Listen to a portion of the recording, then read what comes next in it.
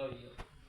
मिर्ज़ा साहब मौजूद ने और नाल मुमताज़ राशिद साहब और दो हस्तियाँ।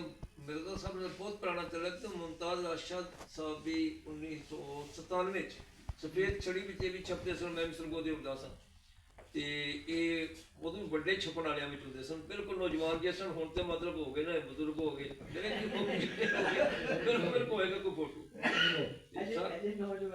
ਨੌਜਵਾਨ ਨੇ। ਤੇ ਬਦਕਿਸਮਤੀ ਇੱਕ ਕਿਤਾਬ ਇਹਨਾਂ ਦੀ ਮੇਰੇ ਕੋਲ ਕੋਈ ਨਹੀਂ, ਮੈਂ ਜ਼ਰੂਰ ਕਿਤਾਬ ਤੇ ਗੱਲ ਕਰਾਂ ਰਸੂਲਗੀ ਤੇ ਬਾਕੀ ਬਤੌਰ ਇਨਸਾਨ ਮੈਨੂੰ ਜਿੱਥੇ ਮੇਰੇ ਇੰਝ ਲੱਗਾ ਜਿਵੇਂ ਸਾਡੇ ਆਪਣੇ ਘਰ ਦੀ ਚੀਜ਼। ਮੇਰੇ ਚਾਚੀ ਵੀ ਆਏ ਨੇ, ਇਹਨਾਂ ਦੇ ਇੱਕ ਦੋਸਤ ਮੈਂ ਯਾਦ ਨਾਲ ਜ਼ਰੂਰ ਕਰਾਂਗਾ, ਅਬਦੁਲ ਰਜ਼ਾਕ ਸਦਫ ਮੇਰੇ ਪਿੰਡ ਦੇ ਸਨ।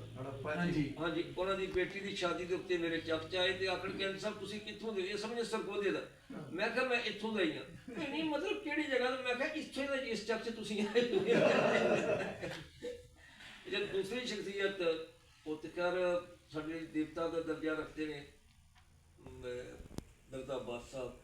सर अब्बास जितने बड़े शहर ने जितने उतने नफीस इंसान भी और यकीन मनो मैं अपना बेटा मेरा बैठा है जिन्हें मैं गल की सारा तरफ दूसरी शामिल हो गया नस्ल में शाहसवार भी दसेगा। मैं कार भी जिक्र करना होना कि अपनी जिंदगी च मिर्ज़ा अब्बास साहब तो बड़ा और आजज बंदा नहीं देखी।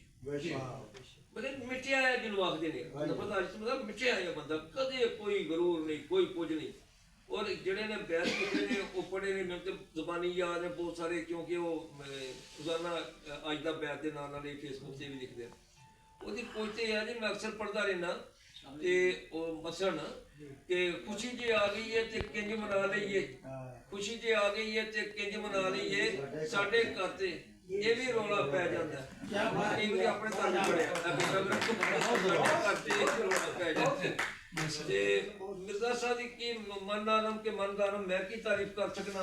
ਉਹ ਚੰਦਨ ਰੁੱਖ ਨੇ ਤੇ ਮੈਂ ਇੱਕ ਖੁਦਰੋ ਕਹਿ ਲਓ, ਬੂਟੀ ਕਹਿ ਲਓ, ਉਹ ਜਿਹੜਾ ਨਾ ਮਿਰਜ਼ਾ ਸਾਹਿਬ ਤੇ ਇੱਕ ਚੀਜ਼ ਜ਼ਰੂਰ ਰੱਖਾਂਗਾ, ਜਿਹੜੇ ਉਹ ਲਿਖਦੇ ਨੇ ਨਾ ਜਿਤਨੇ ਅਬਿਆਤ ਉਹਨਾਂ ਲਿਖੇ ਨੇ, ਉਹ ਜਿਹੜੀ ਸਾਹਮਣੇ ਦੀ ਗੱਲ ਉਹ ਪਤਾ ਹੁੰਦਾ ਕਿ ਸਾਹਮਣੇ ਦੀ ਗੱਲ ਹੈ, ਲੇਕਿਨ ਉਹ ਲਿਖ ਉਹ ਜਾਂਦੇ ਨੇ ਤੇ ਲੱਗਦਾ ਯਾਰ ਮੈਂ ਕਿਉਂ ਨਹੀਂ ਲਿਖੀ, ਮੇਰੇ ਨਾਲ ਇੰਝ ਹੋਇਆ ਤੇ ਬਹੁਤ ਵਾਰੀ